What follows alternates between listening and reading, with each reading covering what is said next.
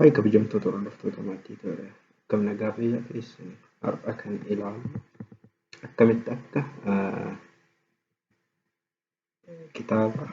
kitaabolee adda addaa kan kaffaltii qaban akkamitti akka daawunlood godhatan yookiin akkamitti akka buufattan ilaallaa jechuudha.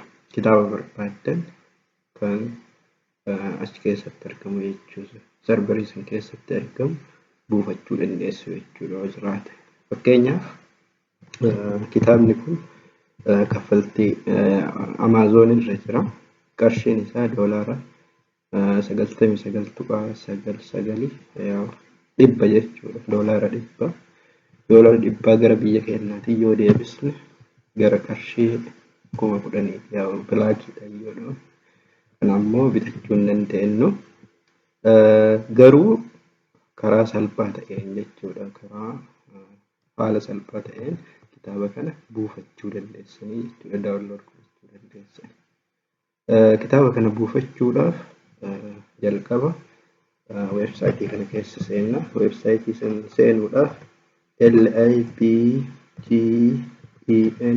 libgen.is jennee barreessina. Then enter jennaani. Achi booda inni kun isinii dhufa jechuudha. Library Genesis'dha. Asitti karaa hedduun argachuu dandeessan. Kitaaba kana search gootanii karaa hedduun taayitilee isaa galchitanii, awutarii galchitanii, akkasumas publisher, year, ISBN kanneen information kana galchitanii daawunlood gochuu dandeessu jechuudha. Fakkeenyaaf awutariin kitaaba kanaa TJ Chung jedhama. Kanaafuu kitaaba kana daawunlood godhuudhaaf awutarii kana galchina. Copy. Then asitti bakka searchii kana galchine search jennaan jechuudha.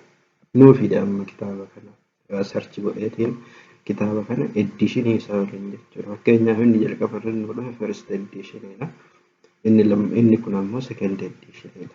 Akkasumas haga editionii namichi publish godhee nuu fidaa jechuudha. Garuu kitaabni kun editionii isaa meeqa? Second editionidha. Kanaafuu as keessa ni jira. Daawunlood gochuu dandeenya jechuudha. Achi booda asirra tuqna. Yoo kana tuqnu maal nuu fida?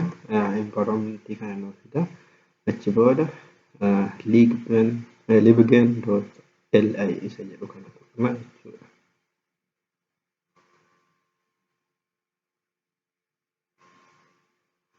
Then akkanatti nuu dhufa. Achi booda get isa jedhu kana tuqna jechuudha. Achi booda kitaaba daawunlood godhuu jalqabee jira.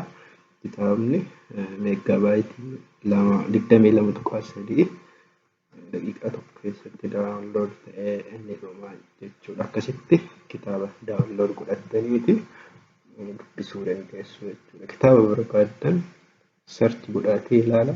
Jiraachuu danda'a, jiraachuu dhiisuu danda'a. Garuu akkasitti yaaltanii daawunlood gochuu dandeessu jechuudha. Okay, yoo barumsi kun isinitti tole like godhaa. Akkasumas hiriyoota keessanii share godhaa. Chaanaaliin kun akka guddatuuf subscribe godhaa. Na jajjabeessaa isiniin jedha.